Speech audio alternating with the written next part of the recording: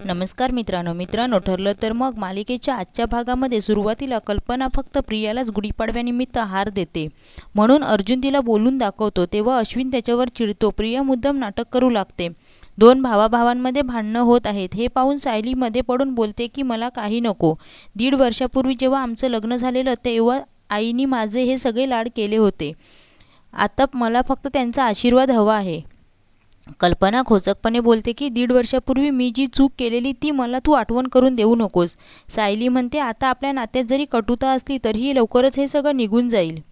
रूममध्ये आल्यावर सायली अर्जुनला खूप ओरडते. कुठे काय बोलायचं हे तुम्हाला कळत नाही का?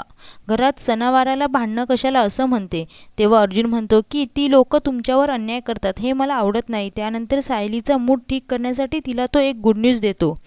अर्जुन सायलीला म्हणतो की तुम्ही घरात बिझी होता तेव्हा मी तुम्ही सांगितलेल्या कॅफेमध्ये जाऊन आलो. तिथे प्रिया आधी जायची.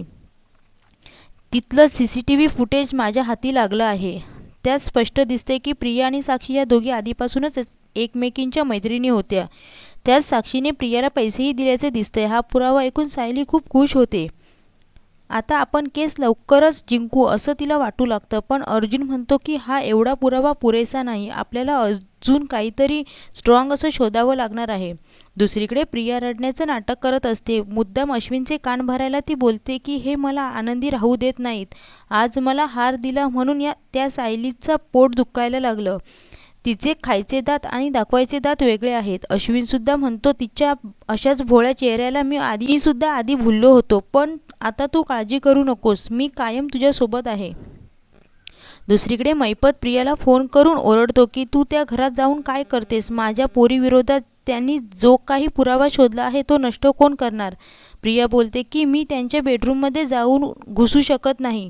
त्यामुळेच मी माझ्या परीने सर्व प्रयत्न करत आहे. तेव्हा मैपत बोलतो तू त्यांच्या बेडरूममध्ये घुस. मला काही माहीत नाही. पण मला काही झालं तरी माझ्या पोरीला सही सलामत बाहेर काढायचं आहे.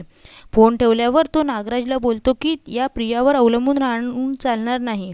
आपल्याला त्या दामिनी देशमुखला भेटलंच पाहिजे. तीच माझ्या पोरीला यातून बाहेर काढू शकणार आहे. काही झालं तरी मला तिची अपॉइंटमेंट हवी आहे. दुसरीकडे सायली आणि अर्जुनची धावपळ चालू असते. अर्जुनला सायलीशी बोलायचं असतं पण सायलीकडे वेळ नसतो. त्यातच अर्जुन डबल काम करून ठेवतो त्यामुळे सायली त्याच्यावर वैतागलेली असते.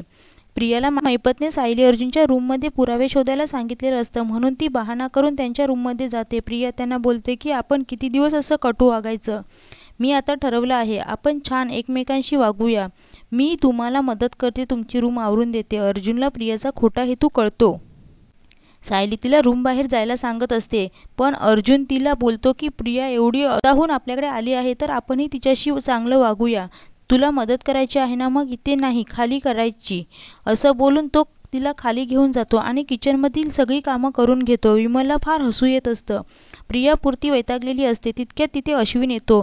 अश्विन येताच प्रिया लगेचच मगरीचे अश्रू गाळू लागते की ही दोघं नवरा बायको तू नसलास की मला असा त्रास देतात. माझ्याकडून अशी कामं करून घेतात. तेव्हा अश्विन पुन्हा सायली आणि अर्जुनला धमकी देतो की जर का तुम्ही माझ्या बायकोला त्रास दिला तुमच्यामुळे तिच्या डोळ्यात पाणी आलं तर गाठ माझ्याशी आहे.